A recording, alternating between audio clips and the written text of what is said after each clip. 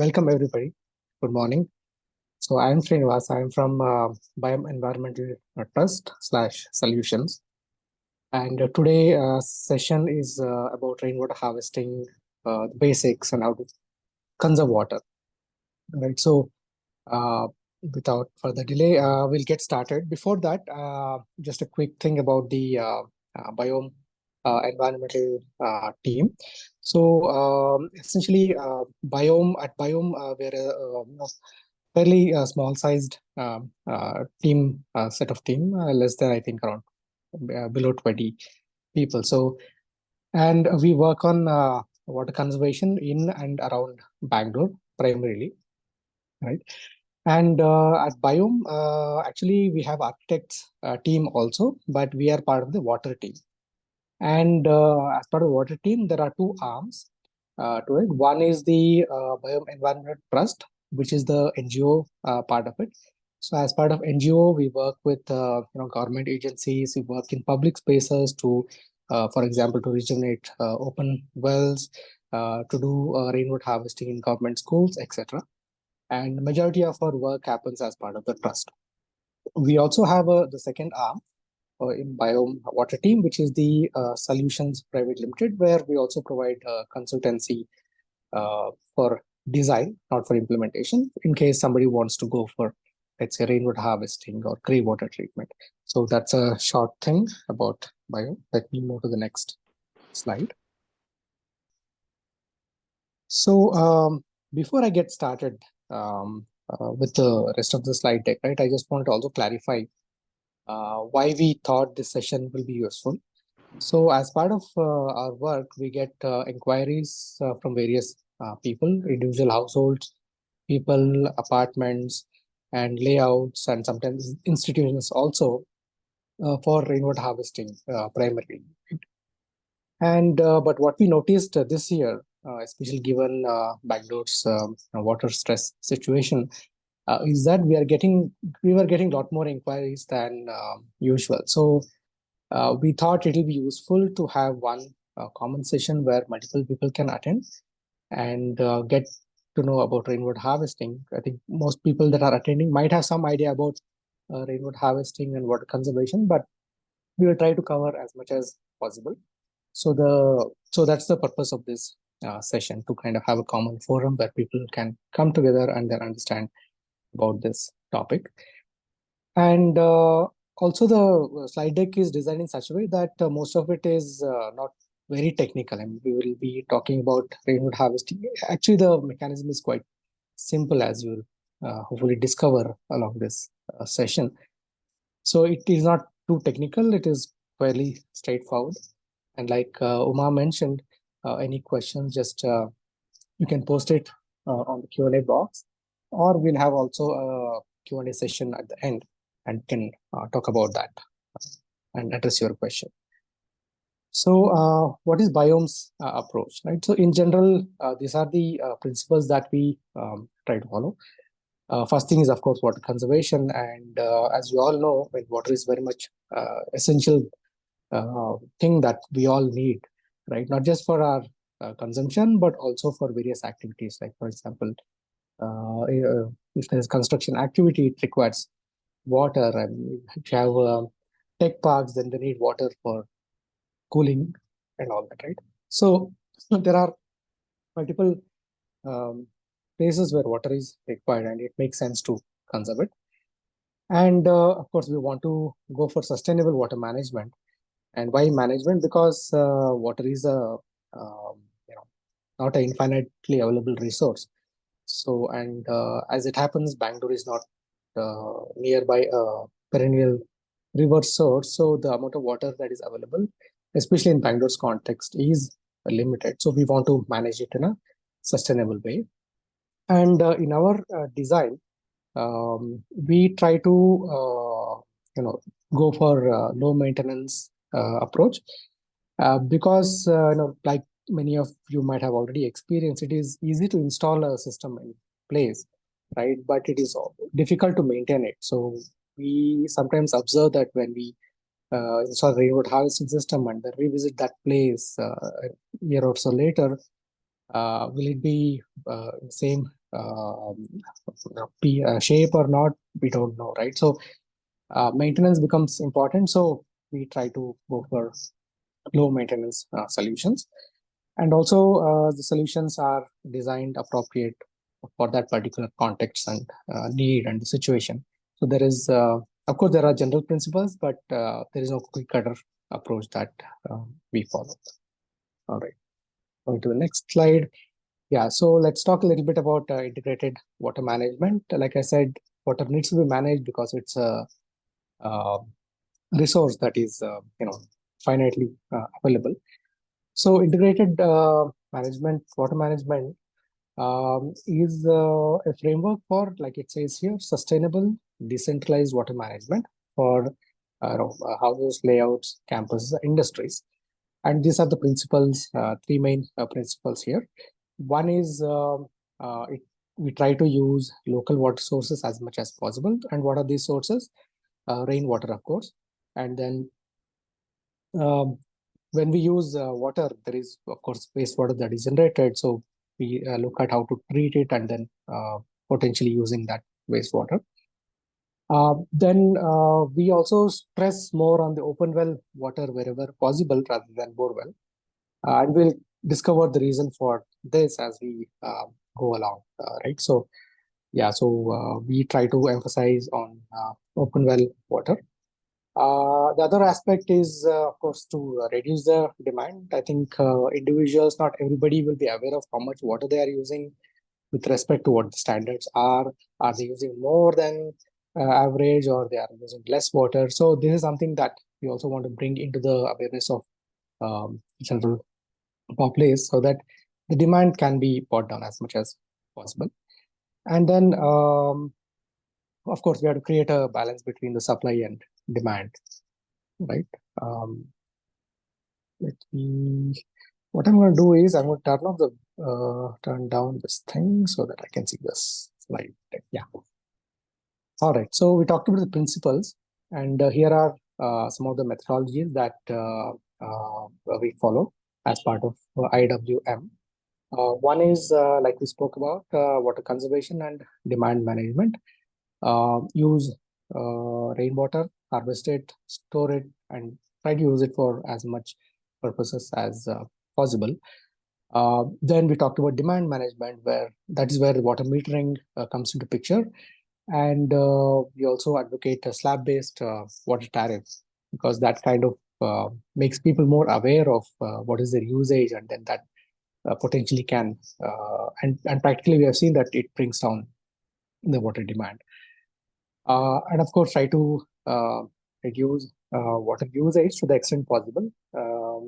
And of course, the discharge of wastewater, as in try to use wastewater, treat it and use it as much as possible. The next thing is groundwater management. So as part of this methodology, we would ideally want to have less number of bore wells, and because as we have seen, the pattern is, people drill bore well, and because the water is extracted without the water being put back into the ground, after a few years we see that the bore wells may go dry, and then what do people do? They dig more bore wells. So this is like a continuous process. But is there a better way to manage this, right? So limit the new bore wells. Try to do groundwater recharge through recharge wells. We will talk about recharge wells. We have a section on this one. While we say limit the new bore wells, of course, it's going to be there, right? Bore wells are part of our lives and the city. So we also need to find ways to recharge the bore well so that the yield increases and then becomes a sustainable source of water. There are a couple of methods, direct and indirect borewell recharge method. We can talk about that. Then the wastewater management, where recycling and reusing the treated wastewater is important, including RO reject water. So this is briefly about the integrated water management. Let me go to the next slide. All right. Yeah. So now let's dive into the rainwater harvesting, which is the main goal of this session. Before we go into the rainwater harvesting components, we also want to talk about the situation in Bangalore a little bit, in terms of its water sources and what the water demand is. And then we'll also talk about the rules and regulations applicable to property owners, primarily from the BWSSB's viewpoint, so that we get an idea of what is the expectation from the various property owners. It could be individual households, apartments, or layouts, or institutions. Yeah. So just a quick snapshot of Bangalore's rainfall and its water needs.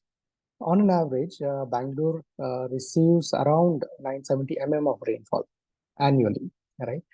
And this rainfall is actually spread over 8 months. Even though we typically talk about monsoon months as the rainfall months, but we do get rainfall for around 8 months, right? So which means that this 970 is spread across almost, we can say 2/3 of the year, right? Only in the summer months is when there is no rain. Otherwise, there is rain fall spread across the months. What this also means is that there is opportunity to capture this rain, not just during the monsoon season, but over other months as well. Okay, so this is about the rainfall. So where does Bangalore's water needs, where does the water come from, right?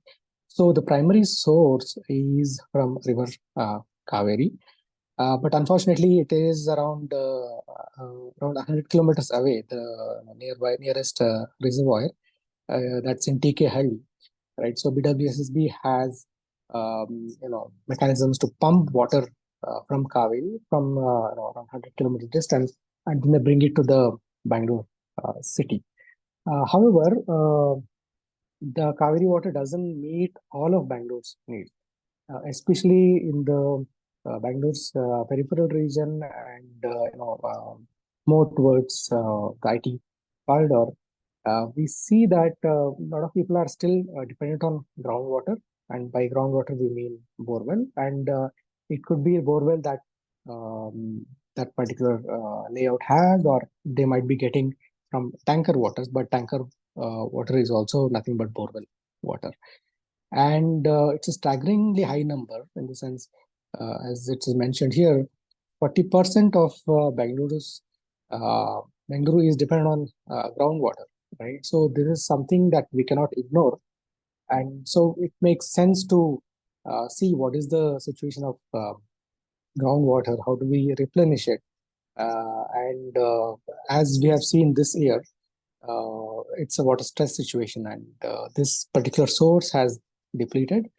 And though that part of Bangalore which is has Kaveri supply is still not affected that much, but we see that the rest of the Bangalore is quite facing this problem, right? So while we face this issue pretty much every summer, the shortage of water, but we also see that during when it rains, the instances of urban flooding has increased, right? So especially in the 2022, people might remember there were certain parts of the city which got flooded. So there's this paradox happening where during the summer season there is shortage, but during monsoon there is all this water available. But where is this water going, right? So this is something to think about, and then see how to make use of this water, store it, and use it, right? So these problems, many of these actually can be addressed through rainwater harvesting systems, and we're going to talk more about that. So this is an interesting picture. So there are two parts to it. The one on the left is before construction, and the one on the right is after construction. So essentially what we're trying to convey here is the effect of urbanization, right? So on the left of your screen, where you see it is mostly green kind of landscape, right? And that is how Bangalore was, let's say, several decades ago. So in such a situation, what would happen is whenever there is rainfall, so what happens to that water, right? So the water is of course intercepted by the canopy, and a significant amount of that is absorbed by the plants roots and the tree roots, and through evapotranspiration, um, this water actually reaches back the atmosphere. And but still, quite a bit of it percolates into the ground, and that is what is depicted here as interflow and base flow, right? So this water gets into the ground and slowly percolates down, um, right? And typically for the Deccan Plateau region, it is estimated that around 8% of this water can potentially enter into the ground.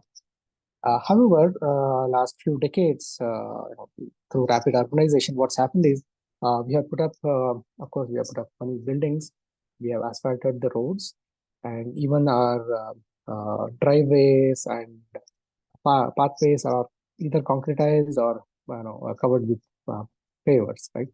So what this means is that the opportunity for this rainwater to get into the ground is significantly reduced. So as you can see in the diagram on the right, the surface runoff, which is a bigger arrow here compared to the picture on the left, is more compared to the interflow or the base flow, right? So what happens is with urbanization happening, all the rain or most of the rain that falls on the city just runs off into the stormwater drain and exits the city. So it is not captured as it used to happen in the past. So as part of rainwater harvesting, we need to see how to prevent this runoff and capture it locally, right? Okay, so rainwater harvesting, what is it? It is a technique to collect rainwater and store it for future use. Or you could also use that water to recharge your groundwater table, right? So these are two main things: store and use it, or put it into the ground.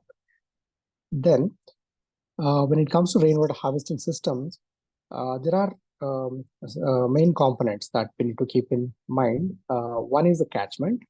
A catchment is where the rain falls. For example, let's say you have a house, and your terrace is a catchment because the water that falls on it can be captured. In fact, your open areas, within the compound is also a catchment because the water also falls there, and some of it also you can capture it. So catchment is the first part of it. But we also, after we capture it, we also need a system of conveyance to uh, send this captured rainwater either to your storage or to the recharge well. So you need to have a system of downtake pipes to carry this water. And before you store it, there is also a requirement to do filtration, right? So we'll talk about the filtration units that are commonly used. Um, then, so after you filter it, you, like I said, either store it or recharge it. And we'll talk about all these components as we go along.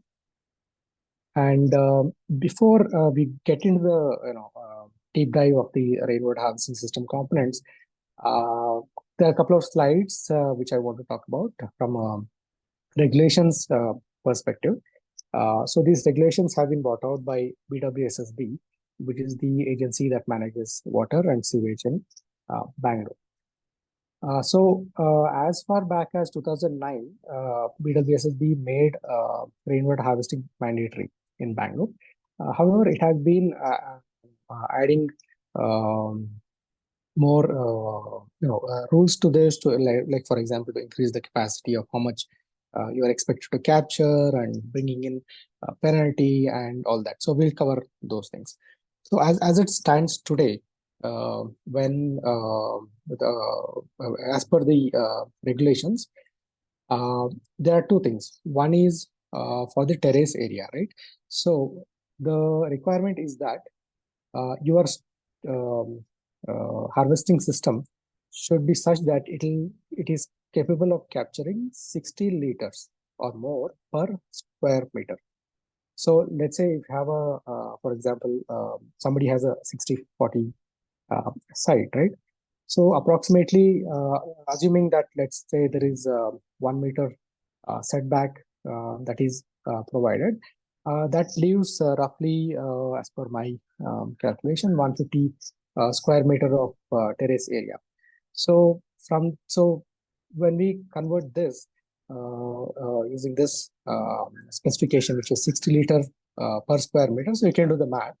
So you need to have a storage sum of that much capacity, 60 liter into, let's say, 150 square meter, right? So that much volume of storage is required, and you can either store it in sump or build a equivalent capacity recharge well, which will help with the groundwater recharge. So that's the requirement for terrace, the rainwater that falls on the terrace. And when BWSSB also has specified the minimum dimension of the recharge well that needs to be constructed. So the requirement is it should be at least of 3 feet diameter and 20 feet depth. So just to spend a few minutes here talking about this specification, we come across many instances where people don't follow this, in the sense, especially in terms of the recharge well depth. We see that people used to do recharge pits in the past, and then also people just do, let's say, 5 feet deep well or 10 feet deep well, and that doesn't serve the purpose, because and we have a slide for this in the later section.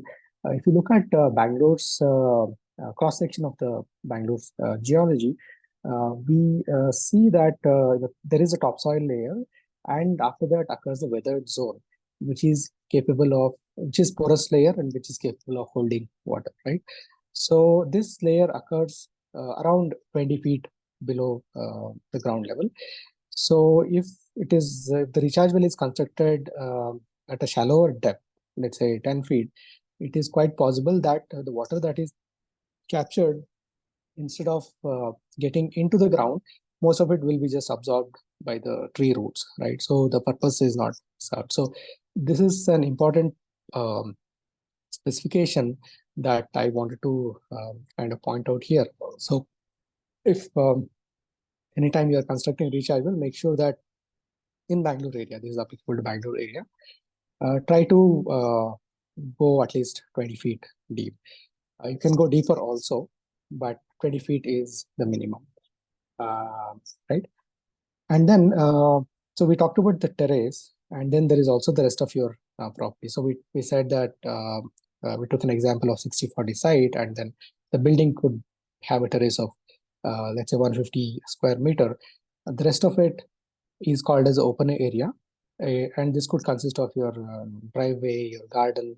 So there also water falls, and that is called as surface runoff, right? And here the recommendation is that the rule says that you need to have a capacity to capture this water at 30 liters or more per square meter of that land area. And similarly, this water also, you can, ideally this surface runoff is preferred for recharging the groundwater, not for storage. So again, that recharge well depth or dimension is similar to what we spoke about earlier. So at this point, we also want to mention that we have many of these resources available on our website, urbanwaters.in. So you could go there, and then the link is mentioned here, but there are many more resources other than just the recharge well prime. Okay, so this is the BWSSB rules for rainwater harvesting. There are other rules also, or obligations that it is called, that one is expected to implement, right? So in multi-dwelling units like apartments and all that, BWSSB provides a bulk connection, right? So each individual individual house is not metered. But the recommendation is that each house should have internal meters. And the purpose of this is that metering allows for each household to be aware of how much water they are using, right? So, and based on this, the association can also set the tariffs accordingly as per the usage rather than one size or one uniform bill that is given to everyone. So this is something that is useful and important to install. Then the next one is the people also need to install automatic water level control system. So essentially, as you would know, the water that comes into our house, let's say from Kaveri River supply, is first stored in the sump and then it is pumped overhead, right? And from there it enters into the pipeline. But many times we also see that this overhead tank is overflowing and that water is getting wasted. So that's why it's important to install the level control system. And when this rule was brought out, there was also a penalty or punishment that is mentioned in this in the last line. But actually, it is not strictly being implemented in the sense it's not like database the engineers are going around checking all such violations because it's impossible to check each and every thing, right? So it's as responsible citizens, I think it's important for us to take these initiatives. So yes, so these are recommendations, but not it's not like somebody will come and penalize you. But given that this year has been quite stressful, I think BWSSB has said that don't waste water. So if they observe that there is some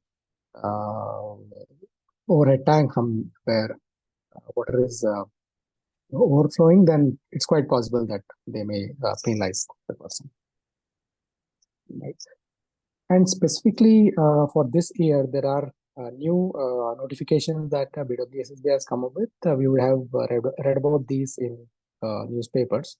The first bullet here says that the potable water, it could be either from Kaveri or the borewell water, essentially something that can be used for essential purpose, right? These should not be used for non-essential purpose, like for example, washing cars, watering plants, washing the compound or the floor. So the penalty for this is 5,000 rupees. And I think this has already been implemented. Maybe not uniformly across Bangalore, but it is. We have seen that this is being followed. So instead of using potable water, what is recommended is especially in case of apartments and layouts where treated wastewater is available through STPs, right? That water should be used for non-essential purpose. And especially for construction purpose, which utilizes large amounts of water, treated wastewater use is mandatory, right? So this is something to be kept in mind. Then, as far back as 2011, BWSSB and CGWP had actually brought out this notification saying that any new bore wells that are drilled requires permission, because Bangalore is actually declared as an overexploited region from a groundwater perspective. So, which means that the idea is to limit the extraction from groundwater. But as we know, right, borewell drilling continues unabatedly. But given the situation this year, this particular regulation has been kind of brought back into focus, and people are expected to take permission before drilling new borewells. Otherwise, they may face legal action. Couple of other things just to wind up this particular section. Apartment associations have been also asked to submit details of their water consumption with providing breakup between their Kaveri, if they have a Kaveri connection, and how much they are using from that versus borewell and tanker water. So this is for BWSS to kind of make an get some understanding of what's the minimum quantity that each apartment would require, and if possible, try to supply it. Then there is also this Green Star rating challenge that BWSSB has come out with. So it's essentially to encourage hotels and apartments to practice the 5 suggestions that are given here. This is more for, like if you're a hotel, this kind of practice and Green Star rating will help your brand, right? So that's the purpose of this initiative. All right. So at this point, we would dive into the rainwater harvesting components, and here we have sections on how to do rainwater harvesting for residents, individual residents, and then for apartments, and then for layouts, and then we also have a section on groundwater recharge. So a lot of it is quite common between residences and apartments and layouts, but I'll highlight the key differences. Right. So this picture shows a house, a simplified picture, and like I mentioned earlier, mainly the basic approach is to collect and store as much of rooftop runoff as possible and use it for the purposes of the household. And then if you have still some water remaining, then you can send that runoff into the ground via the recharge wells. So the key thing to kind of observe here is we have shown a catchment area, right? So this is a terrace, obviously, and we have segregated this into 2 sections. One that is called as a clean terrace, right? Where and there is another section where especially in Bangalore we have some instances where people also do terrace gardening and all that. So what happens is that we don't want to capture rainfall that falls on this section of the property.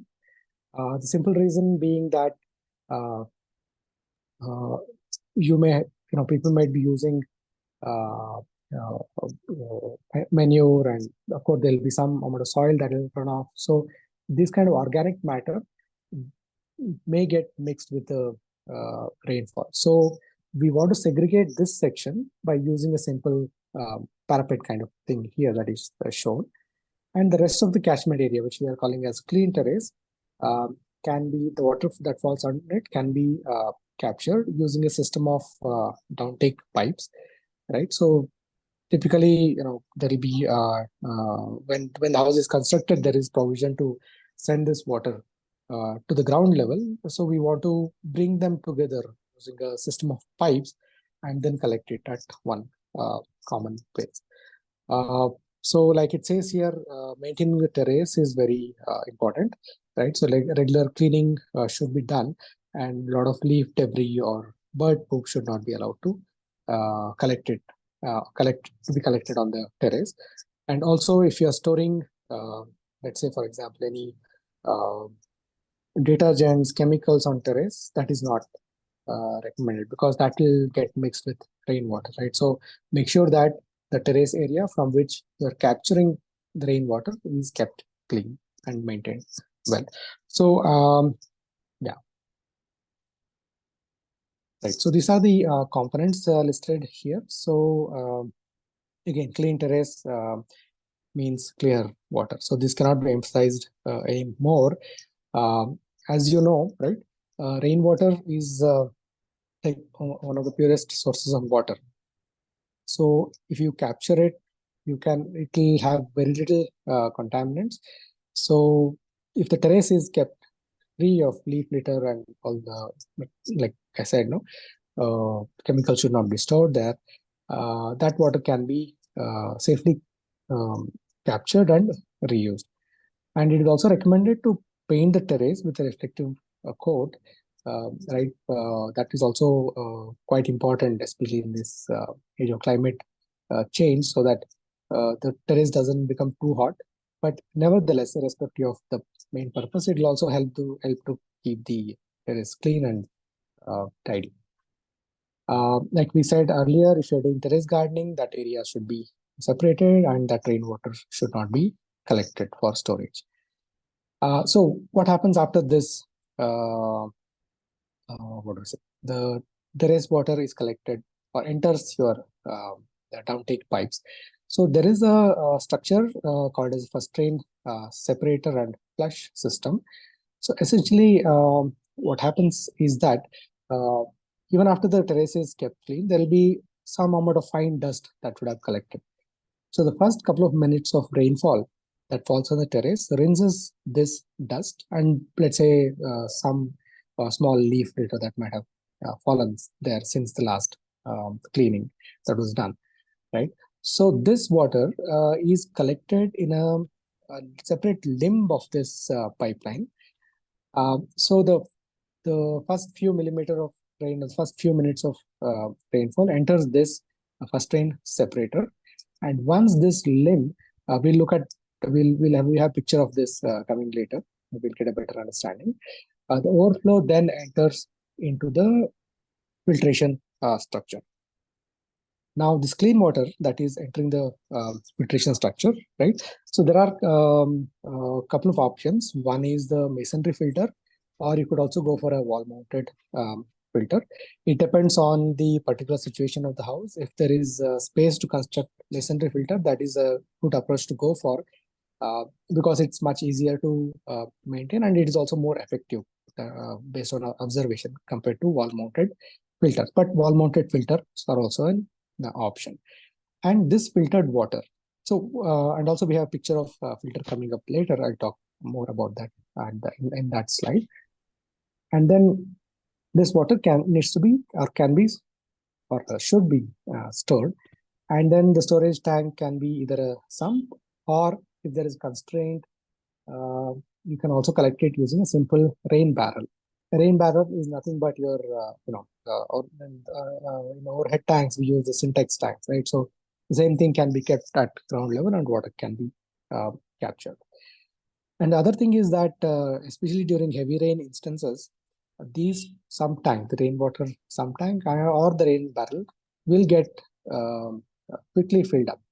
So please make provision for an overflow pipe, and this overflow water can then be used for recharging the ground.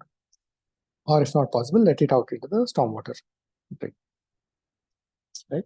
So here is a couple of pictures which shows the first drain separator, and also it shows a filter on that. So let's talk about the one on the left. All right. So I hope you can see the pointer on the screen. So this top section, right, this is where water is coming from the terrace. The water that is captured from the terrace is entering this reserve section through this pipe, and usually this is installed at a slightly sloped angle so that water can follow the gravity and come to the ground level. Now here, this vertical section that I'm showing here, this is the first drain separator, and as you can see, there is a wall at this portion, the red thing. So what happens is that we typically open this wall and keep this empty whatever is collected here, and then close this wall. Now let's say it rains. Like I said, the first few minutes of rainfall washes off the fine layer of dust that might have collected on the terrace. That water, or that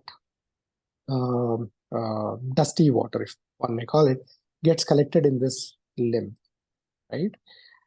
And as it collects, the dust settles at the bottom.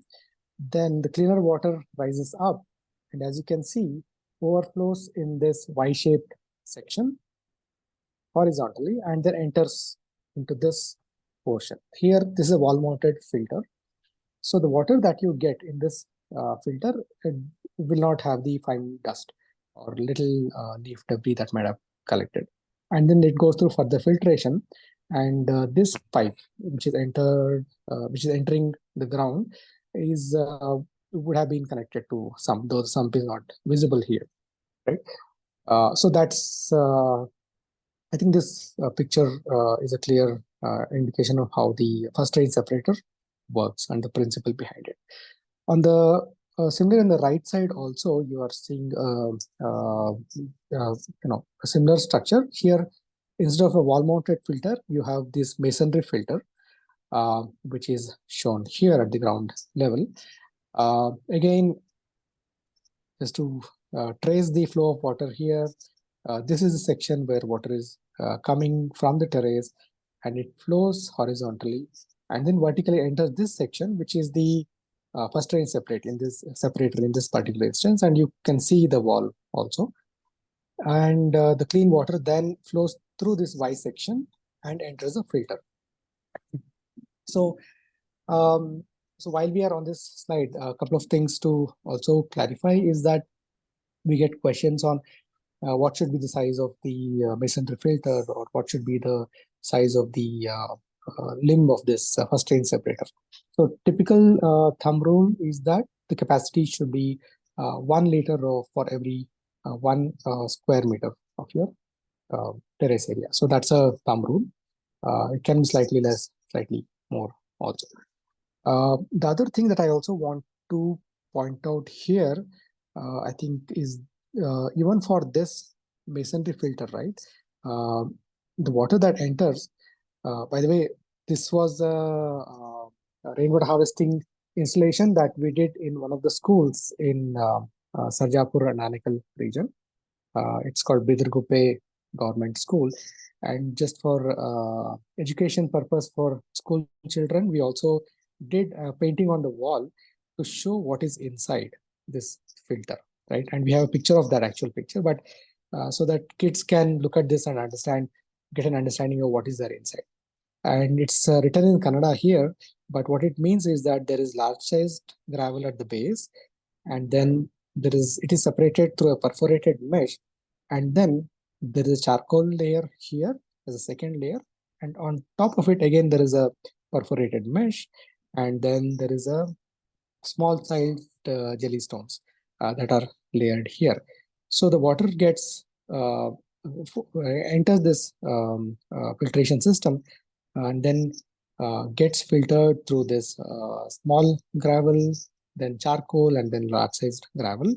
And at the base, there is a pipe which exits this system. But you'll also see that there is a pipe which is connected here, which is at the top, right?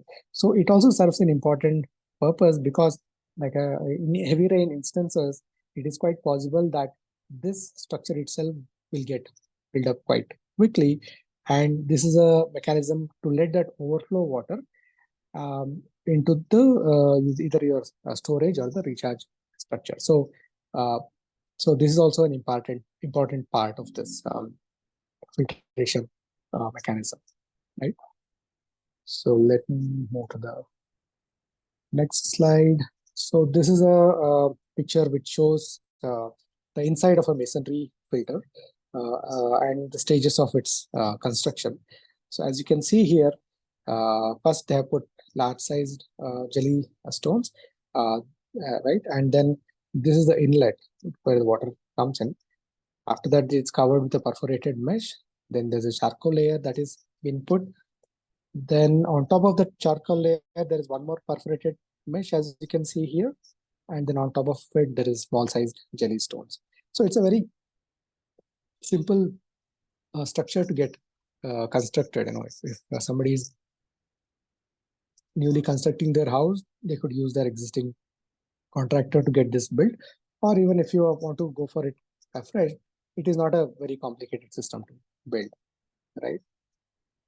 All right, so let's move on. So in terms of storage, you could either go for underground sump, or if it is difficult or the space is not there, then you could go for a simple rain barrel like this. Like I said, it's nothing but a syntax tank.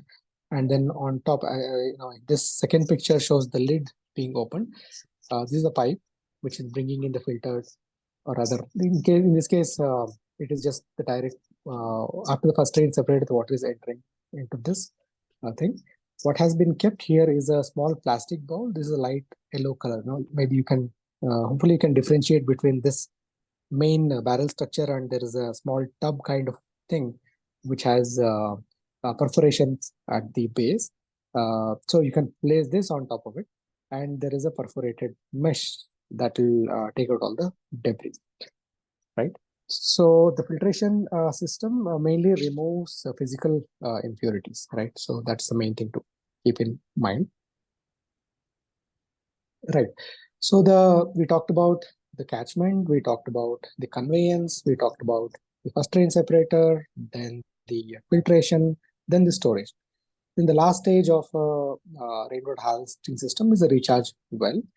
So there are two ways in which you can let water into recharge well. One is from as an overflow from the sump. If the sump fills up, the overflow water can be let into this recharge well, and also from the open areas of your house or the apartment block where you have surface runoff. You let that water also into the recharge well. You may have to install a little filtration structure just to trap all the soil. We have picture where that shows that one. The other thing that a recharge well helps, one is of course to replenish the groundwater, but it also traps water. It's a structure like a hole in the ground, right? So it helps mitigate flooding and also reduces the load on the stormwater drains. Like in an earlier picture we showed, right, due to urbanization, water just runs off into the stormwater drain and exits the city. So instead of just letting it out, use a recharge well and capture it locally. So this is a couple of pictures of recharge well. The one on the left that you see here, right? So it has cement rings. We'll talk more about recharge well in later section, but just to kind of quickly cover this. And this pipe that you see here is nothing but an overflow pipe that is coming from the sump, and that is allowing excess water to be collected into this recharge well. And this water will slowly percolate into the ground and help replace the groundwater. On the right, you see another recharge well.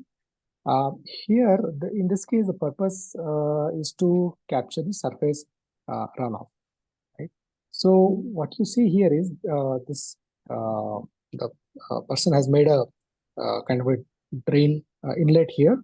Hopefully you can see it, and there is a small structure here which is nothing but a silt trap. So like I think I mentioned earlier, surface runoff tends to include let's say some soil from your garden if you have. Let's say it could also include let's say if you are if from the driveway there could be some oil or petrol that has spilled. So you ideally want to capture that before letting that water into the ground.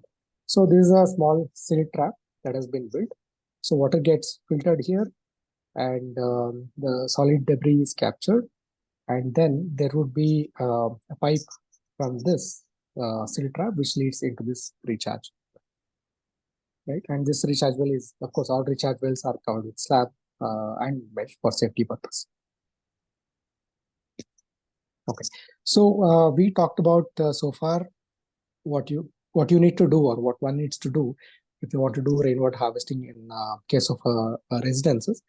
We'll now look at apartments. Most of the principles are same, but there will be slight differences that I'll point out. Yeah, so this picture shows an apartment similar to a household, individual house. There is a rooftop here also, right? And that the rooftop rainwater can be captured using these downtake pipes that you see here. And here, this small rectangular box is nothing but your masonry filter in this particular case. And after this gets filtered, it enters into the storage, which is a sump in this particular instance. And then from the overflow, from the sump, there is an overflow mechanism which lets the water into a recharge well, right? And even this recharge well can have an overflow in case it fills up, and that can go into a stormwater drain. In this case, it is not shown, but one can easily imagine that. So that's for the water that is captured from the rooftop, right? And there is also a paved area that you see here, right, around the apartment within the premises. The surface runoff from this area typically what can be done is there will be a stormwater drain or a gutter that is provisioned usually in these apartments, right? So the water that is flowing along these gutters, that can be sent into the recharge well also. So this recharge well will now receive two types of water, sorry. The one that is overflow from the sump, and then you have the surface runoff also. All right, I think so. Like I said, most of the components are same. The difference here is that for the paved area, you use a gutter mechanism to send it into the recharge well. So just a continuation of the previous discussion, previous slide. The difference here is that in case there are some pots kept on the terrace, make sure that is segregated, and that particular water can be led directly onto the ground, and that becomes surface runoff. Then the other thing is that the captured water, just a example of where all it can be used. And like I said, rainwater is the purest form of water, and as long as the terrace is kept clean, the quality of water that you get is quite good, and it can be used for all these purposes, like watering your garden, washing the car, your laundry, cleaning vessels, even for bathing. And if you want to use it for cooking and drinking, make sure that you boil the water or install some kind of a UV filtration, so that in case there are any bacteria in the soil, this rainwater, it will get destroyed. One could also, and we recommend this, get the captured rainwater tested for its quality. You can approach an accredited lab and it will give you the results. And that, especially in a multi-dwelling units like apartments and layout, that can be used to kind of convince the residents to say that, look, the quality of the water is meeting the standards, and if required, we can always do further UV filtration to make it consumable, right? Moving to the next section, I'll cover the rainwater harvesting for layouts. Again, most principles are similar, but few things that I want to highlight here is that one thing that we see in case of layouts is that since it's a large area, running to multiple acres, urban flooding is a problem. At the same time, since if the layout has multiple bore wells, groundwater depletion can also happen, right? So again, go for rainwater harvesting to mitigate both these problems. So typically in a layout, you'll have obviously multiple villas or houses, and there are common structure like this clubhouse that is shown here. There could be service houses as well, right? So in terms of capturing terrace water, what we recommend is that each individual house do rainwater harvesting at their level. Whereas for the clubhouse, again, similar approach can be followed and have a common storage. For the surface runoff, the difference is here is that typically there will be a stormwater drain, right? So, and given the volume of water that is running off, a single or couple of recharge wells may not be enough. So what we recommend typically in our consultation is that multiple recharge wells need to be constructed along the stormwater drain. And as it's in a series actually. So let's say the first well in the series fills up, and then the overflow is likely to the next recharge well in the series, right? So that is a approach that works well for layouts. Of course, in this picture, one large recharge well is shown just for understand purpose, but you can imagine that along this stormwater drain there will be multiple recharge wells. All right. So just to recap, right? Most of the rainwater harvesting components are common for residences, apartments, and layouts. In case of layouts, the difference is that you may want to construct recharge wells along the stormwater drain. In case of apartment, there is likely to be large surface runoff, so make sure that you have enough recharge well capacity built in. All right, so now we'll specifically focus on groundwater recharge, right? So before we go further, I'll take a couple of minutes to explain this slide. It may look a little cluttered, but just stay with me, right? So this shows a cross section of Bangalore's geology, right? Typical section. So there are three main things that we want to focus here. After that, I'll get to the borewell and the well part of it. So the first layer, if you can see my pointer here, is what is called as the topsoil layer, which can typically run up to 1 meter. These are all approximate figure, right? So it may vary from area to area, but typical figure. Below that is what occurs, and by the way, this topsoil layer contains a lot of organic matter. It will have tree roots, plant roots, and all that. Below that, you'll get this crumbly, porous layer if you dig the earth further, and it is called as the weathered zone, and it has a lot of pores, and it's very porous, and that's why it is called a spongy layer here. It's very tiny font, but I'm just reading it out. And this has a capacity to store water in its pores, right? Just excuse me. So this runs for about 350 feet or so, and below that you get this fractured zone. It is nothing but the hard rock that has gotten pushed up through tectonic activity, and it would have developed some fractures in it. And in these fractures, again, there is a possibility of water getting collected. And below that, there is bedrock, right? So we don't need to worry about the bedrock here. So just remember, topsoil, there is weathered zone, which is also called as shallow aquifer.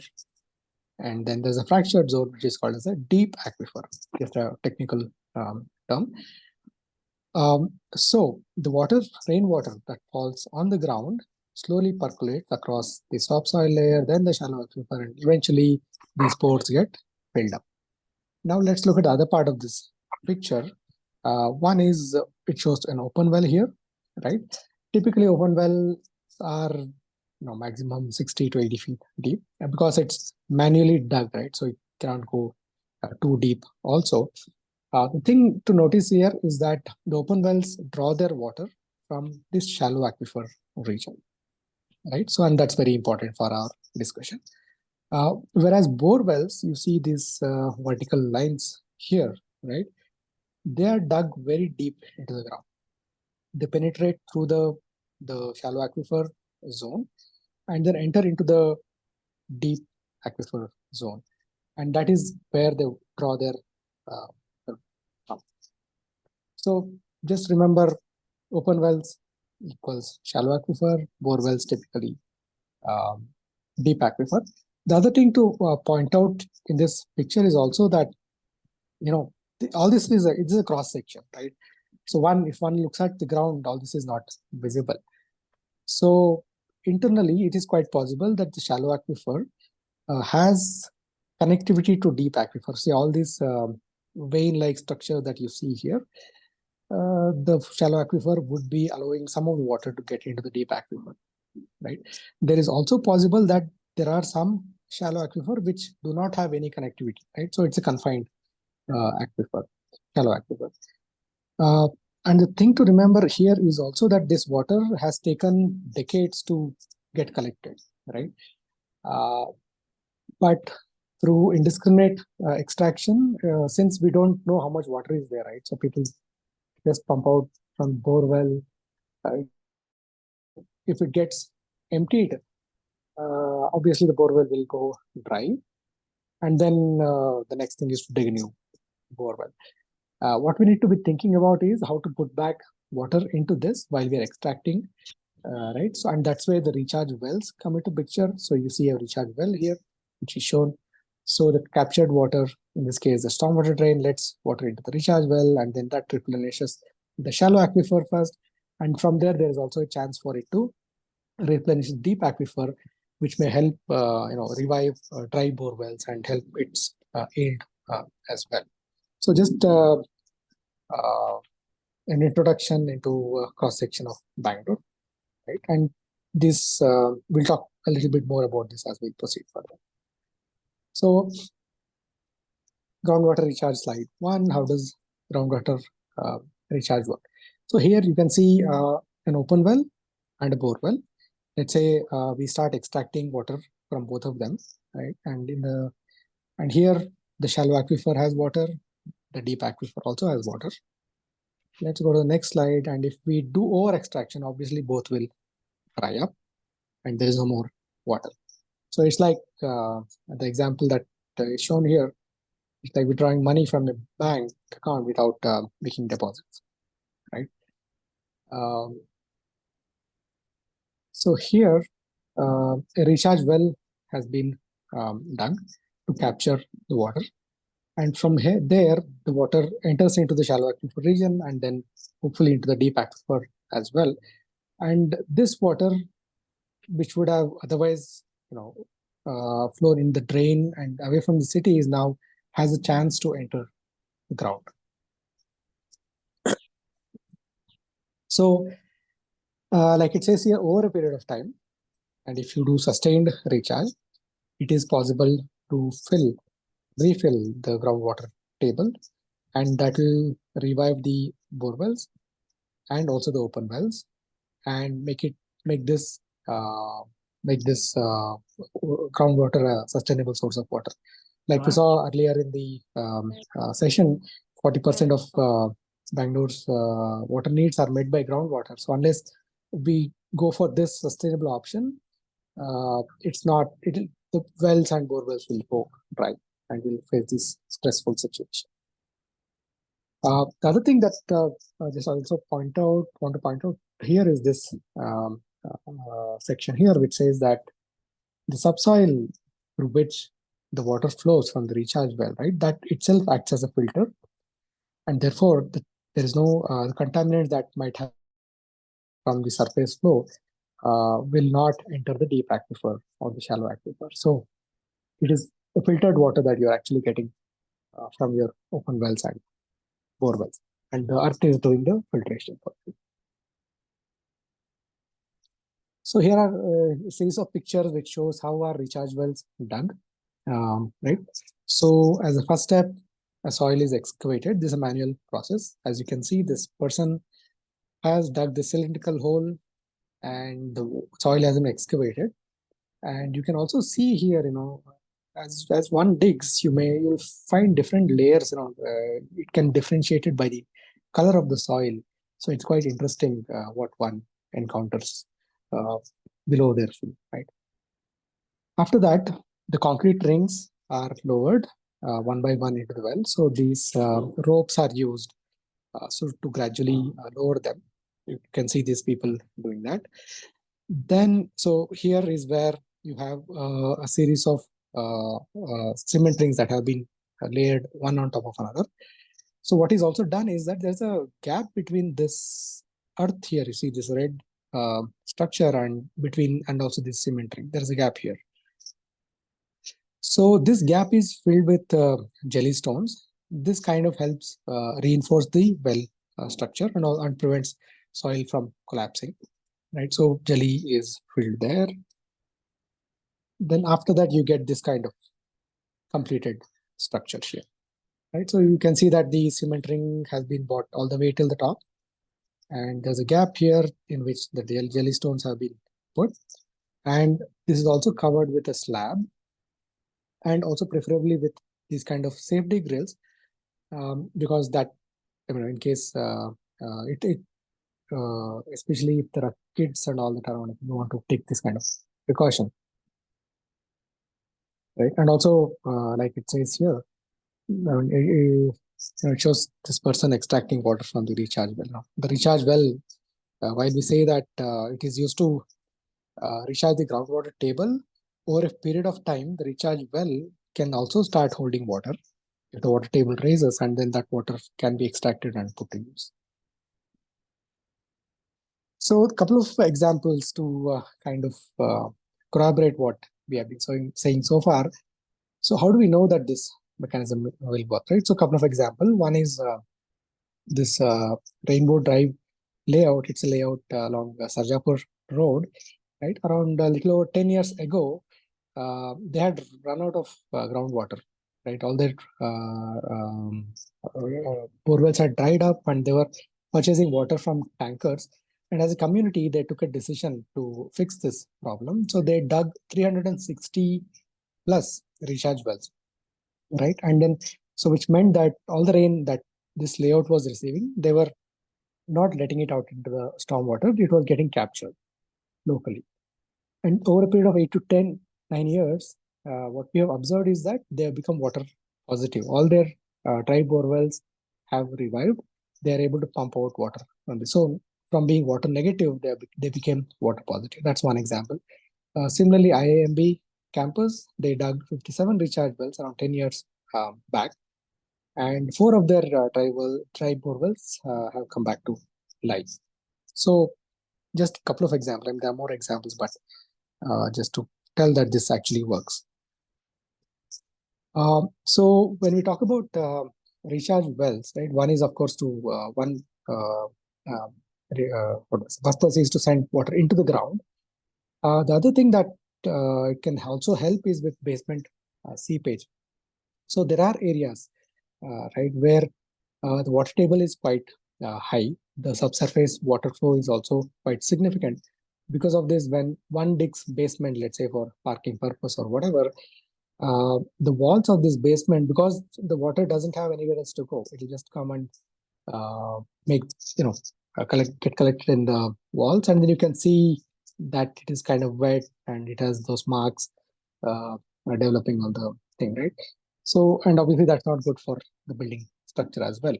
So using recharge well, this problem can also be solved.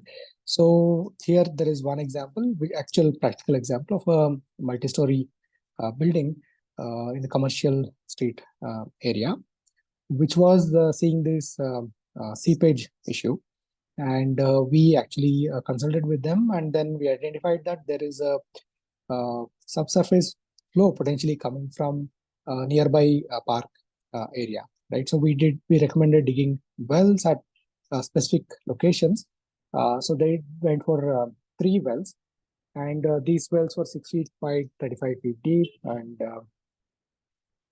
and we also stuck water at just 18 to 20 feet, which was the indication that there is water at very shallow level itself.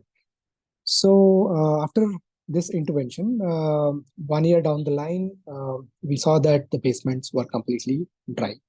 So the recharge wells can serve 2 purposes. One is to send back water into the ground, and if there is excess water at the ground level, that also can be sent back into the ground, which will prevent basement flooding and also in general flooding in the layouts and wards, right? So that's about the recharge wells. We also added a section for open wells because of late we are getting a lot of inquiries on how to revive open wells. I think just a couple of decades back, Bangalore was a region where pretty much all the households had individual open wells, right? Open wells were the traditional source of water, and not just recently, right? For millennia, that was the main source of water, especially for those communities which were staying away from river sources. Like we saw in an earlier slide, open wells tap water from the shallow aquifer. And since this is the first layer compared to the deep aquifer, it can also be recharged easily and annually through the monsoon rains. The other important thing we also want to point out here is that, one thing is access to water. You can get the water from a river source if it is nearby, like we do from Kaveri, or you could get it from bore wells, or you could get it from traditional open wells.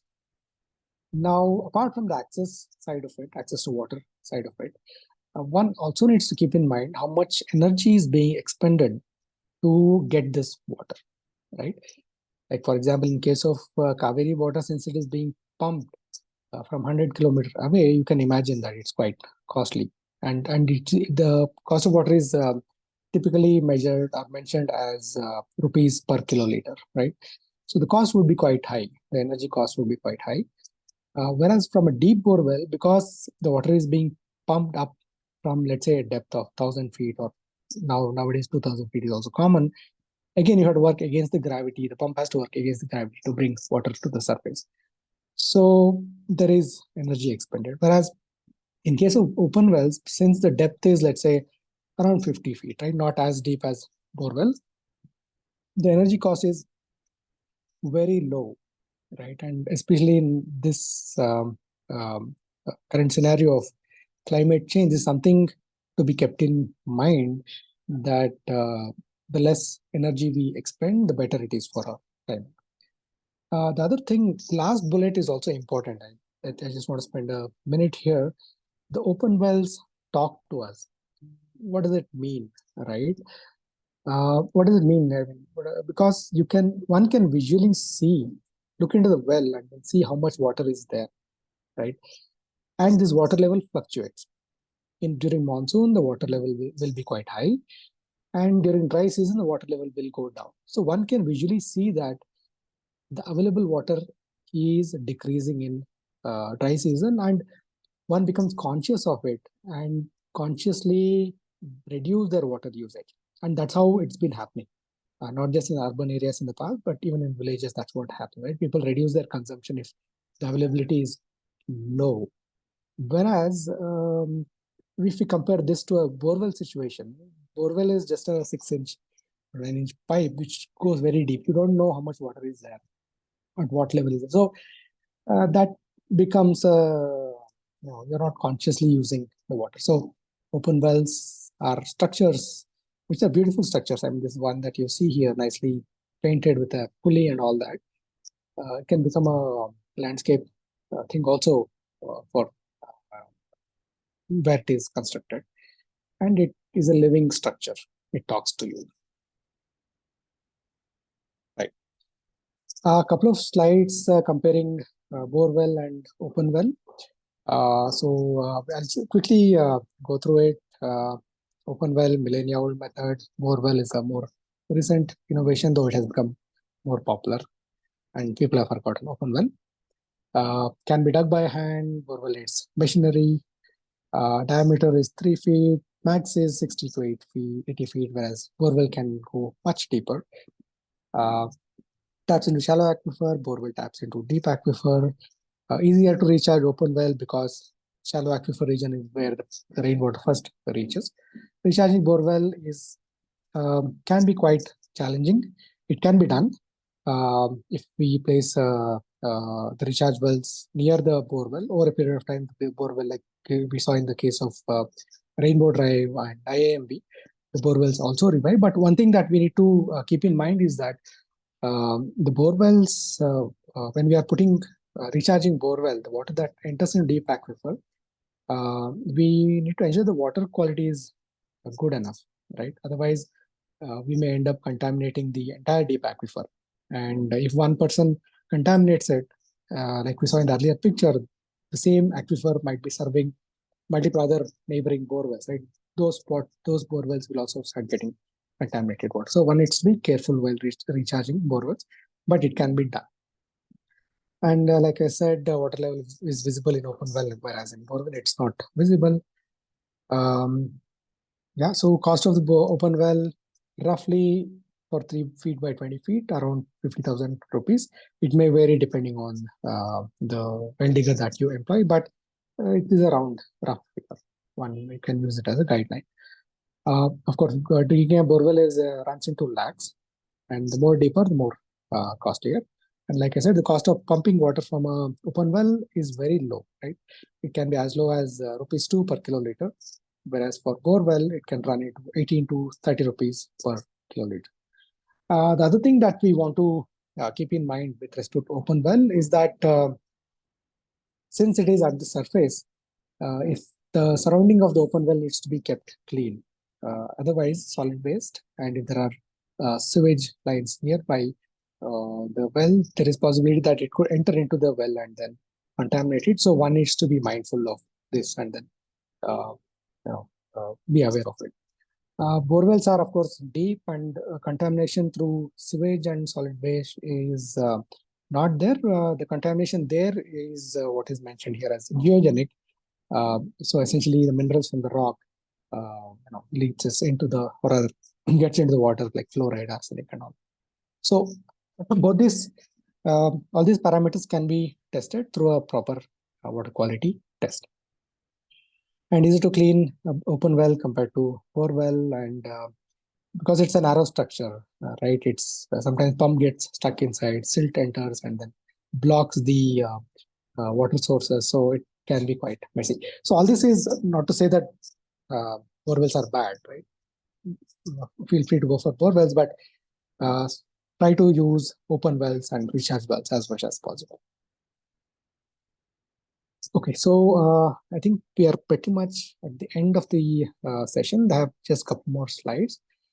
Just to briefly talk about wastewater treatment and reuse, especially for apartment complexes and layouts. They typically have STP.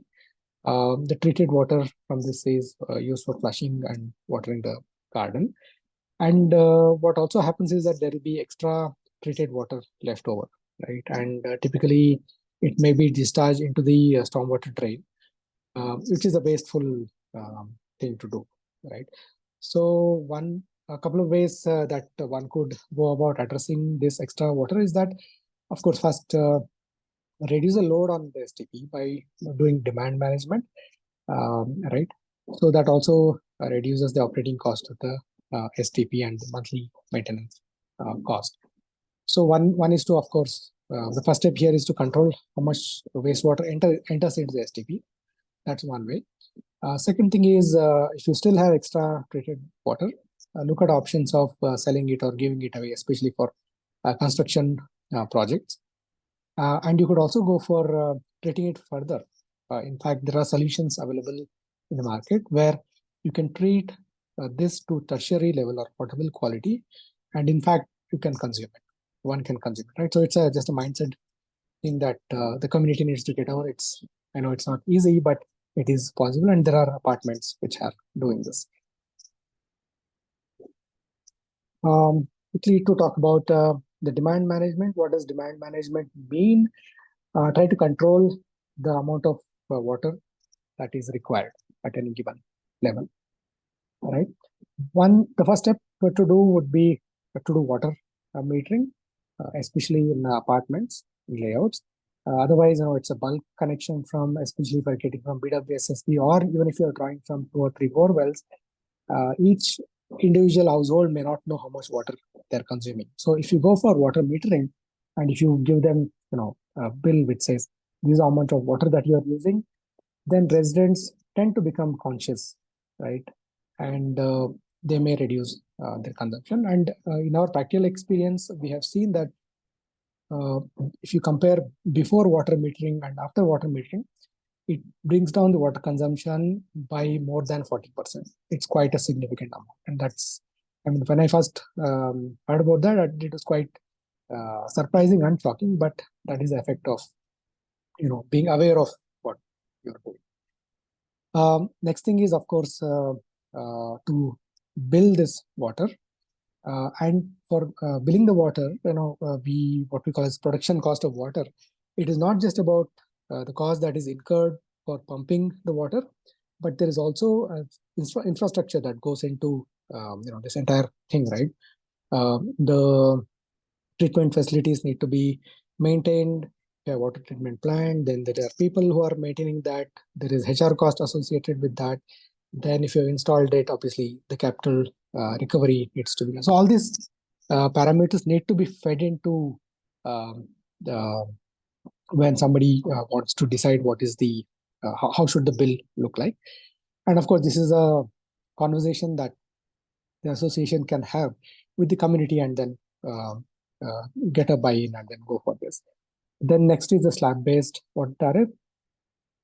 So you can go for increasing block tariff, which, as one consumes more, they end up paying more, right? This actually promotes conscious demand management. The next thing is, one can go for certain water saving fixtures like aerators, low flow showers, flushes, low flow flushes, etc. Right, and also try to use RO reject water for suitable purposes like mopping or washing dishes, etc. In fact, very recently, BWSSB has made fixing of aerators mandatory for commercial um, structures, right? So all this goes a long way in demand management. And just to give an example, the benefit of aerator, right? Let's say if you have a tap and it doesn't have an aerator, and if you let out water for 1 minute, right? So typically that lets out between 12 to 15 liters of water. Whereas if you fix an aerator, because of the way the aerator function, in the same 1 minute, around 6 liters of water is let out. So as you can see, almost more than 50% of water usage can be reduced by fixing aerators and hand washers, etc. Just wanted to give that example. All right, so this is the last slide and I'm done with my presentation. Hope it was useful and informational, and I also hope that people who attended this session will take the step to go for rainwater harvesting in your own premises, but also spread the message, right? It is very much required, not just for Bangalore, for other urban areas also. If you want to get in touch with us, and if you want to go for, let's say, further consultation and all that, you can call us. The phone number is here. The email address is also mentioned here, and our office is at Vidyaranyapura. So that's pretty much it. Thank you for your patience. Thank you so much, Srinivas. That was a very detailed and very nice presentation. There are already some questions in the chat, so we'll go through those. And I would request those who have questions to please put up your hand, and we'll take you. We'll just go through the questions in the chat, and then we'll take individual questions from the attendees. So I've put some links in the chat already. There is the recharge well primer, which is about, you can take a look at the link. It gives you more details about recharge wells. Then the urban waters link is also there. Then there's a question from Asha which says, do we need BWSSB permission for recharge wells? Also, if you're attempting to reopen an existing well, I know that bore wells and wells need permission, but BWSSB is silent on recharge and rejuvenating dry wells. Okay, so for recharge well is actually part of the BWSSB regulation, as if you like what Srinivas explained, the 30 liters per square meter of non-rooftop area. That if you see the regulation there, it actually, that 30 liters per square meter of non-rooftop area, you can only use it for groundwater recharge. So recharge well is actually part of the regulation. So you don't need any permission to make a recharge well. You can go ahead and make a recharge well. Similarly, if you want to rejuvenate an existing open well, you can go ahead and do it. You don't need to take permission for that. The only thing is that if you have, the BWSSB will come and check if you have your own bore well or your own open well from which you are drawing water. For that, they will put one, they may increase your sanitary cess. Okay, the sanitary cess is basically the charge that we pay the BWSSB for managing our sewage. Because the underground drainage line in which the sewage goes for most of Bangalore is managed by putting into the sewage a little bit extra water that you're getting through groundwater, that is either the borewell water or the open well water. Your sanitary cess will be increased a bit. So that's I hope I have addressed your question, Asha. Then the next question is from Sunil Pichamatu. Is there any mini water treatment plant for only kitchen sink drainage? So you can set up, so if you live in an independent house, a wastewater treatment system of the size that is needed for your kitchen water only can be designed and set up. It will be like the grey water treatment system. I mean, we at Biome, we design DWATS type of system, which basically is a passive system where gravity is used to, there's only one pump.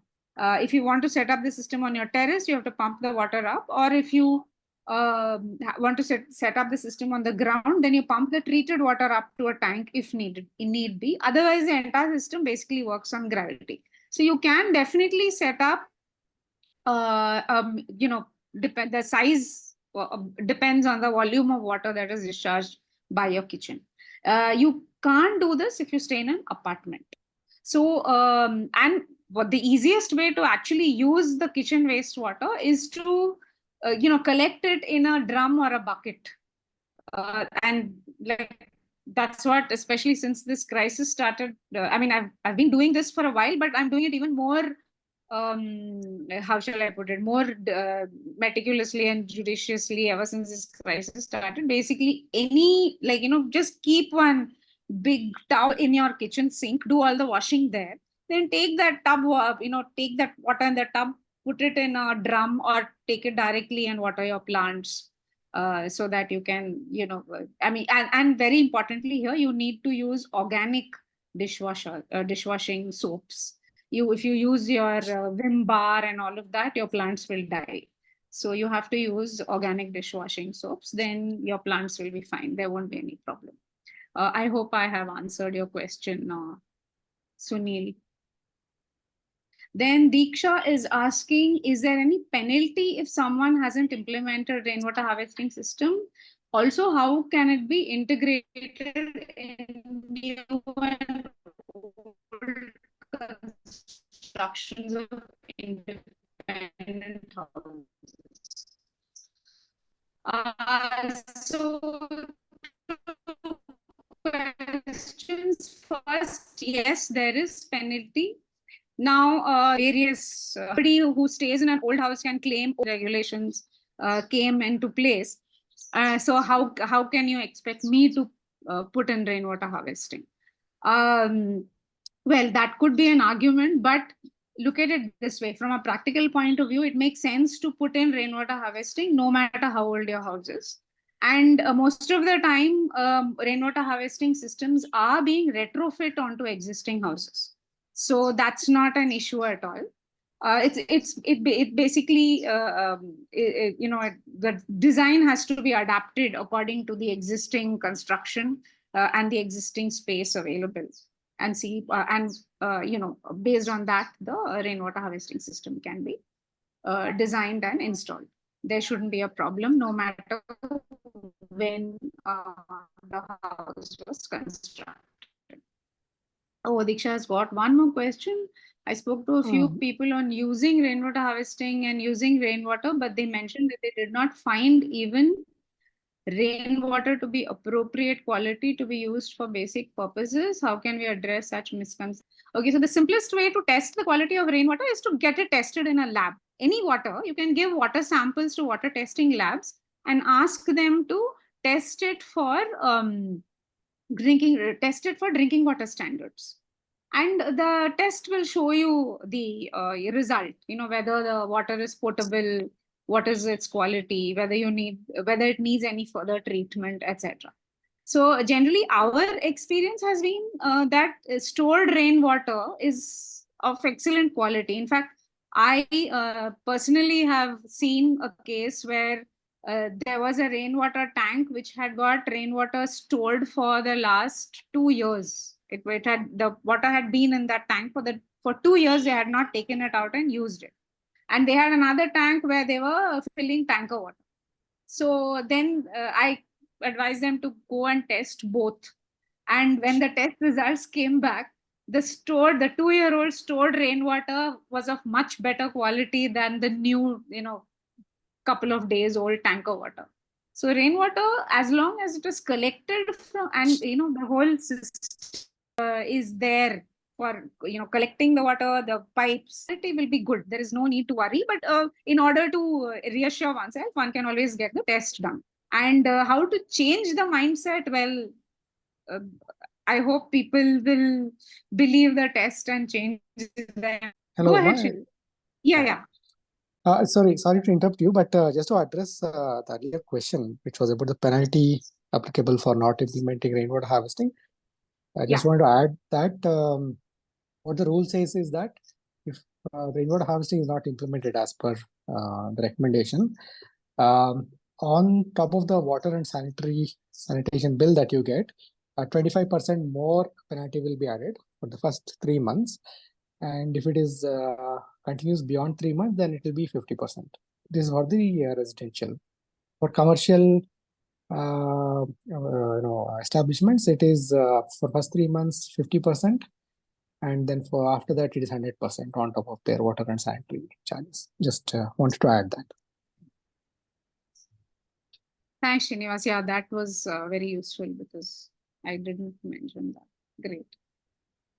So yeah, so to come back to the question about masonry filter, 1 liter per square meter of rooftop area. So if your rooftop area is 100 square meters, then 100 liters.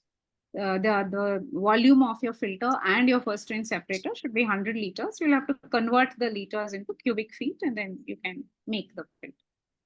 Then Deepita is asking, do you recommend recharge borewell for deep aquifer recharge versus recharge well of 20 feet depth?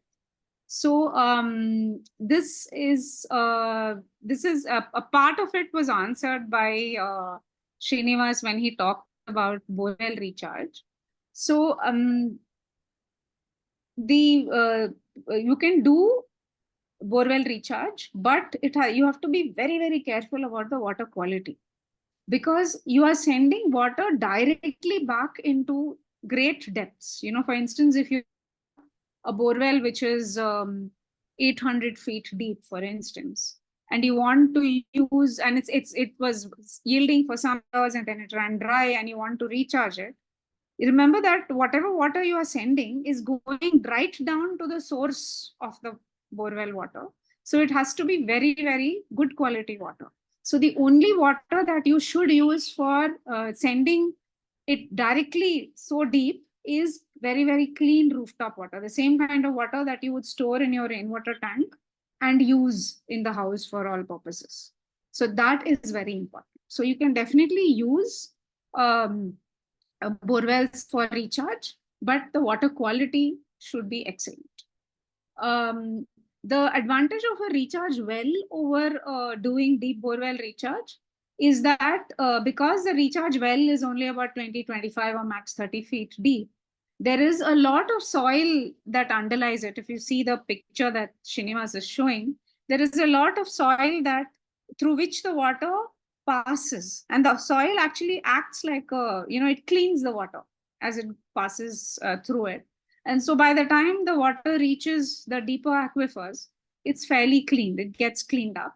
So that's the advantage of a recharge well. But then of course the disadvantage of a recharge well also is that we don't know whether if you make a recharge well right next to a bore well, whether the water that is going into the recharge well is going to recharge the source of that particular bore well. Because even if you see this particular picture, you can see, if you see the center bore well, for instance, it's not really getting, that bore well is not getting water from the recharge well next to it. It's the, or it's the water from the recharge well nearest it, it's not going straight down, it's going somewhere else and taking a circuitous route and coming back. Or it could even be getting recharged from the recharge wells or the lake to the left.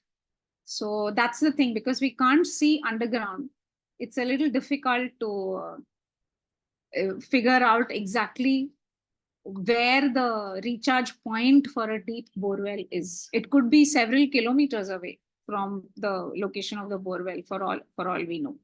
So the behavior of a borewell has to be observed in order to understand. Shallow borewells, on the other hand, borewells which are about 300-350 feet deep, you can predict their behavior far more easily than you can predict the behavior of a borewell which is 600, 800, 1,000 feet deep.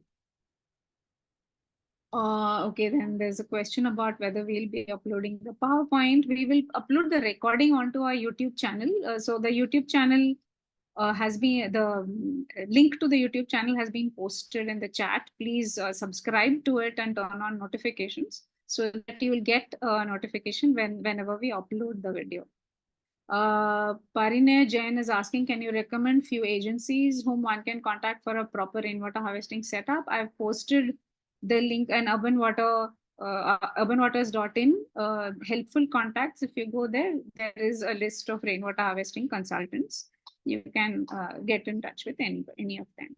Could you please tell us if there is a safe waterproofing solution for rainwater storage sump, a waterproofing that's environmentally safe, no toxic ingredients or VOCs, no microplastic leachate risk to land or to the aquifers, even at the end of the life of the product? This is an excellent question, and we are doing research on this. But if you are looking for absolutely natural materials for a rainwater storage tank, well, the best materials are lime and bentonite clay. I don't know if it's possible to make a tank, line a tank with bentonite clay. As far as I know, it's usually used to line ponds, to waterproof ponds, and you will need a lot of it. And I don't really know if it's easily available. Lime, on the other hand, has been used in, to make tanks for several years, but it's a dying art to make a lime tank. It's the challenge is to ensure that the tank doesn't crack, and that's finding somebody who can do that work is very, very difficult. I heard of somebody, a friend in Dharwad, who called somebody from Rajasthan to make a lime tank for his house. But they did it very carefully, but in spite of that, the tank cracked. So the commercially available products, we'll have to check. We are in the process of doing some research. We'll put the list up on urbanwaters.in once that's done. Jikisha is asking, is it safe to use open well water with the amount of pollution in the air? So I guess your concern is about acid rain, because polluted air, rain kind of dissolves the pollutants in the air within it. Now, this is not a concern at all in Bangalore. One is that we are at a height, we are sitting on a high plateau, and therefore our air is very clean, even though it's a very crowded city with a lot of dust and a lot of vehicular pollution. But still, if you compare it to the kind of pollution that a city like Delhi has, we are quite safe, and therefore we don't have any acid rain. In fact, acid rain is not even found in places like Delhi. You find it near thermal power plants, where there is a lot of coal dust present in the air. So or in industrial areas where there are a lot of chemicals in the air. I think, which is that there's a town in Gujarat which is full of chemicals. So that's where the rain is likely to be acid in nature, and it's very difficult to depend on rainwater there for either direct collection of rainwater or rainwater that has seeped into the ground and is coming out through a well. So that is not a concern in Bangalore for sure. You can use you get the open well water tested to see its quality, and if it's fine, you can go ahead and use it. If at the most, open well water generally will have may have some bacteria because it's open, right? And there will be some there may be some frogs that decide to live in the well, or there may be some organic contamination, and leaves may fall into the well, etc. So because of that, because of the organic matter, there may be some bacteria present. And that you just need to run the water through a UV filter, ultraviolet filter, or just chlorinate it. And it should be good to go. But anyway, get the well water tested, because sometimes open well water may also have high TDS and hardness because it's groundwater, right? So just test it, and based on that, if it's got high TDS and hardness, you may need to RO it before using it. Isn't the chance of contamination from sewage more in the case of open well? Yes, it is. You're absolutely right, because the sewer lines generally, and especially in an urban setting, the sewer lines will be at the same level as a well. And we have come across several instances where if there is a crack in the sewage pipe or in the sewage chamber, then a nearby well has got contaminated, and that requires the sewage system to be checked and fixed before so that, and then the well water, you have to empty out the well water, clean the well, disinfect it, and then wait for the fresh water to come back. I've posted a YouTube link on how to use RO reject water to wash dishes. This is a video made by our senior colleague Shubha. This is what she has installed in her house. So she's put a small tank on top of the kitchen sink. Since the RO reject water comes out through a tube and the system anyway has a pump, that water gets into this tank, and then you can put a small pipe from the tank into the kitchen sink, and you can use it to wash dishes. Do we need, I've answered this question, I think, do BWSB permission for a recharge well, existing well, no, that bore wells, okay, I've answered this question. Okay, could you please list out best organic cleaning agents for vessels? The most natural ones are your soap nuts, which are available in the Grandige Angadi, the old-fashioned grocery stores. You'll get soap nuts, also called Antwala in Kannada. You can just boil them and use that water. You can also use shikakai powder for some abrasive, if you need some abrasive. Those are the most, best, most natural cleaning agents. But you also have a lot of brands which make different kinds of products. So you can check out on the internet. I mean, offhand, I can recall you have citrus bioenzymes, you have soap nut liquid. I personally use Prachin Vidhan soap nut liquid for washing clothes and for dishes also. So there are many brands you can find on the net. How long does it take typically for groundwater to move from shallow aquifer to deep aquifer? Well, that would depend on how deep it has to go. And I don't think anyone, I mean, I don't know. There may be some studies which people have done using some, radioactive compounds to see the movement, etc. But I mean, there have been, it differs from case to case. We have seen cases where dry bore wells have revived in just one monsoon after a good rain. So it depends on the situation under the ground. In each case will be different from the other. Thanks for warning about contamination. Please let us know of any traditional waterproofing techniques. Again, as I mentioned, what I know about are basically lime and bentonite clay. Okay, Chigisha is from Ahmedabad, where there are a lot of textile mills. You'll have to check, Jigisha, you'll have to check the, see if you can find some articles about the quality of rainwater in Ahmedabad. And then based on that, you can decide. But I don't think it, because open well water should be fine even there, because even if the, rainwater is a little bit acidic, the open well water should be good, because as the water falls on the soil and gets filtered through the layers of soil, it gets cleaned up. A lot of the chemical contaminants also get cleaned up in the water. So what sort of filtration system would be needed if we want to use surface runoff to recharge deep aquifer? So you need to ensure, it depends. As I said, if instead of expending too much effort and money and etc. on a filtration system, it would be good to collect rainwater from a clean surface. Like you have a clean rooftop, you collect water from the clean rooftop. If you want to store it in your tank, you can store it in a tank, and then the overflow from that tank can go into your deep bore well. Or if you don't want to store it in your tank, you can even put that water directly into your deep bore well. But sometimes, because it's such a narrow tube, in heavy rain, and it requires some, and the openings on the sides can be very thin, right? They're very small. So if during heavy rain, that bore well may overflow as well. So, but you can do it either way.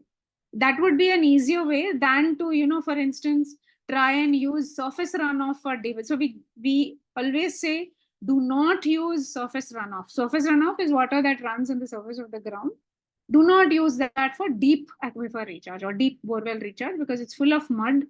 Mud contains fine clay particles which no filtration system can filter out.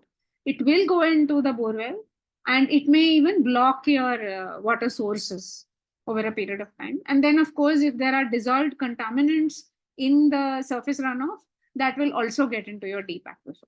So instead of trying to do that, just ensure that the rainwater that goes into your deep borewell is of very good quality, clean rooftop runoff.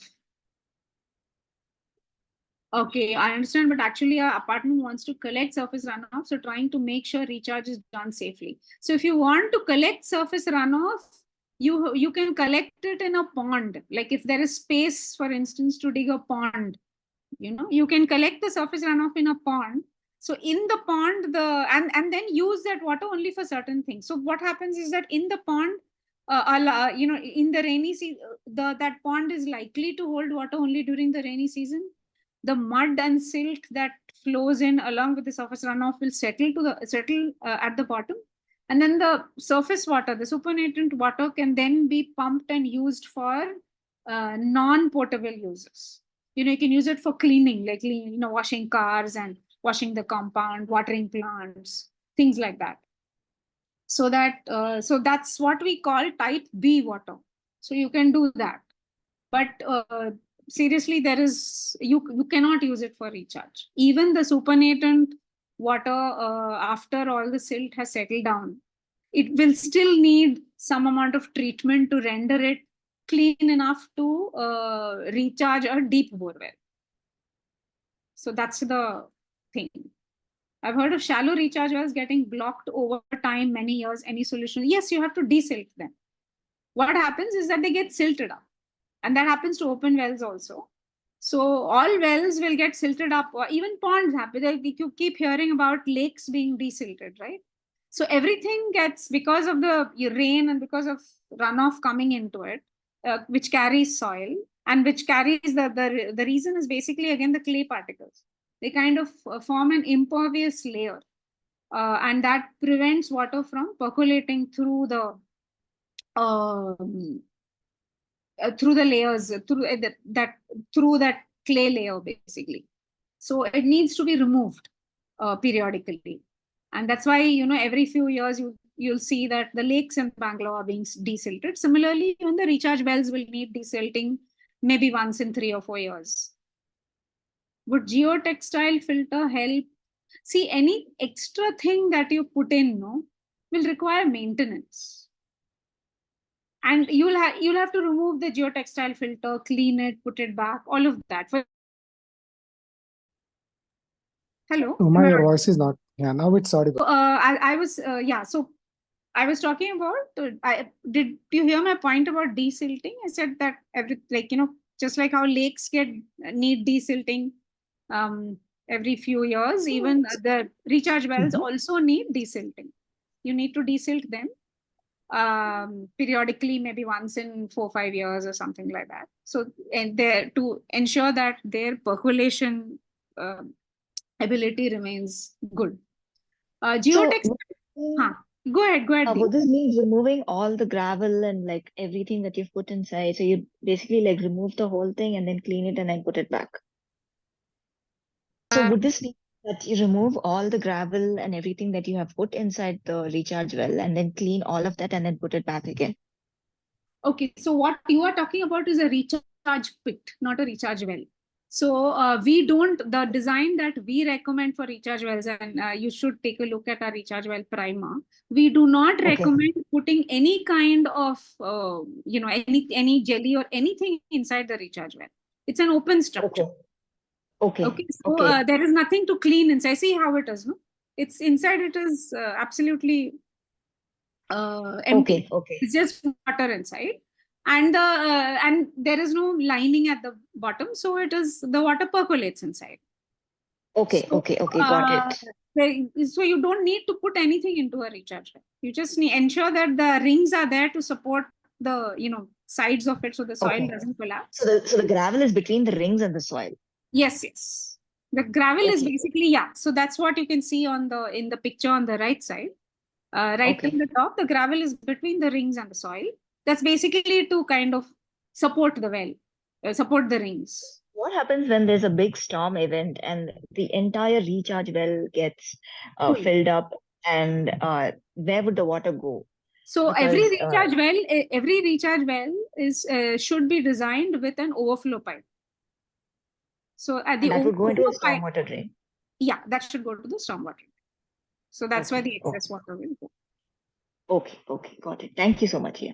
You're most Yeah, just about the desilting and the clearing process, right? So yeah, Uma clarified that for recharge well, it's mainly the silt that collects at the bottom that needs to be removed. I also want to add that for the filtration system, like the masonry filter, that also requires cleaning. So in that case, you'll have to remove that gravel, wash it, and then put it back. And that can be done like depending on the situation, maybe once in 2 years, 3 years, right? Or maybe once a year. Yeah, the masonry filter, it depends actually on your quantity of leaf litter.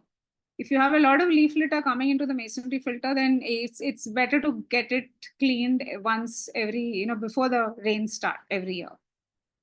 But otherwise, removing everything, removing all the layers of gravel and charcoal and mesh and everything, that can be done once in 2-3 years or something like that. Depending, you have to see how it is.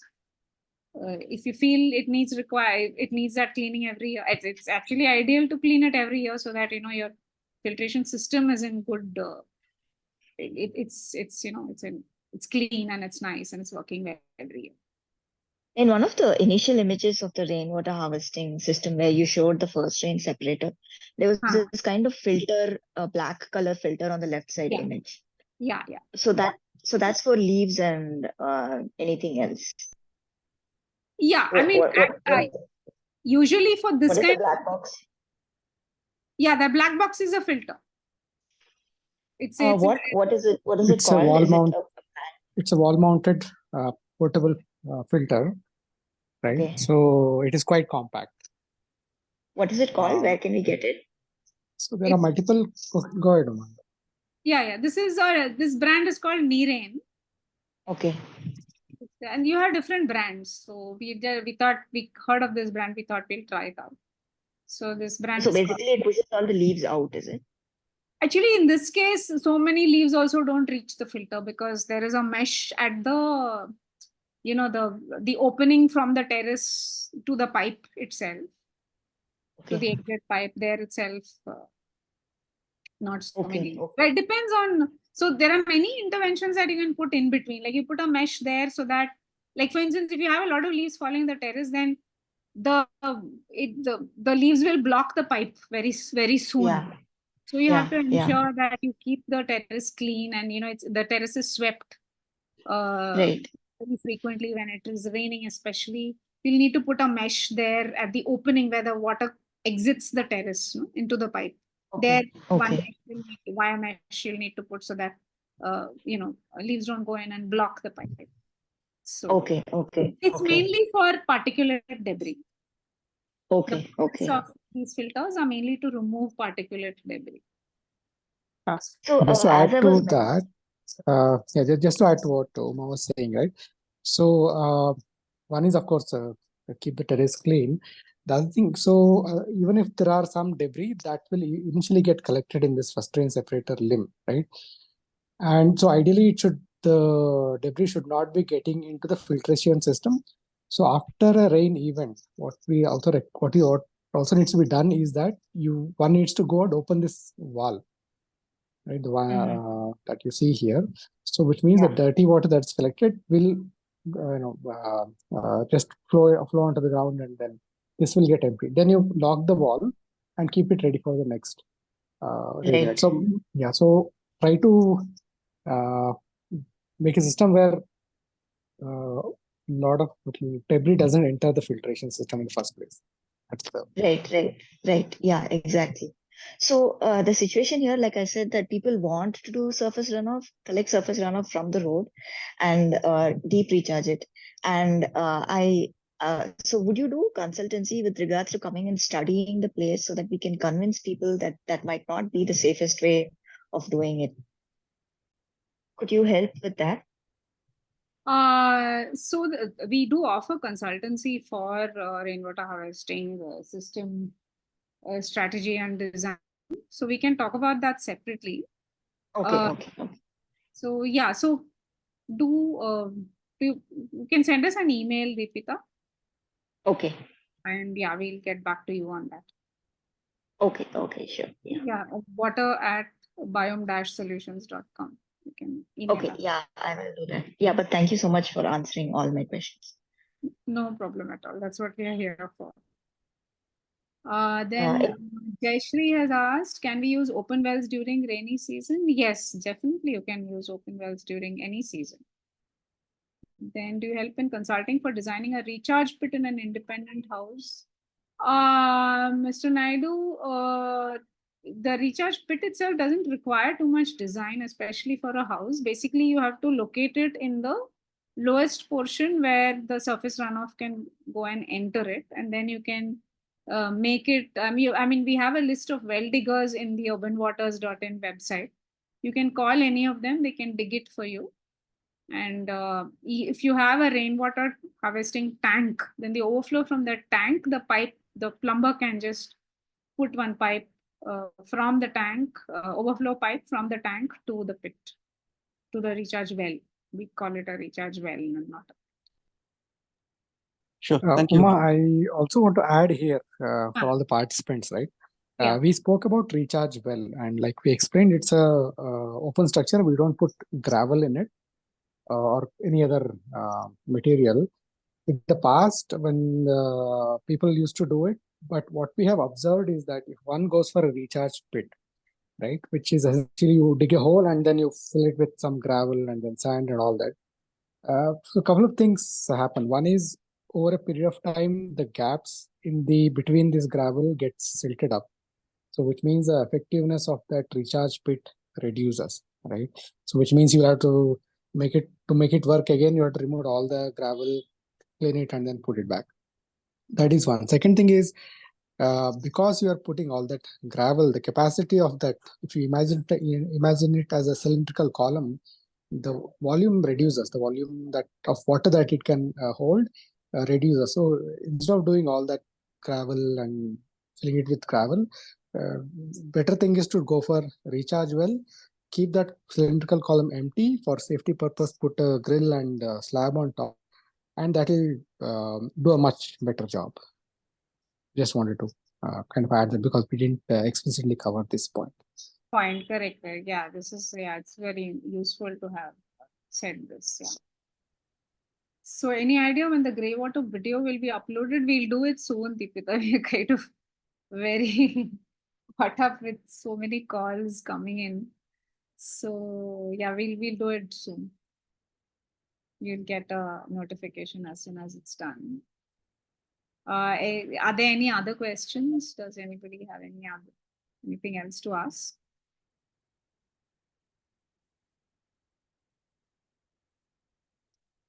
Well, thank you, folks. Thank you for making the time on Saturday morning. And I hope you found this useful. And we'll soon upload the recording on our YouTube channel. Thank you all once again. Thanks, everyone.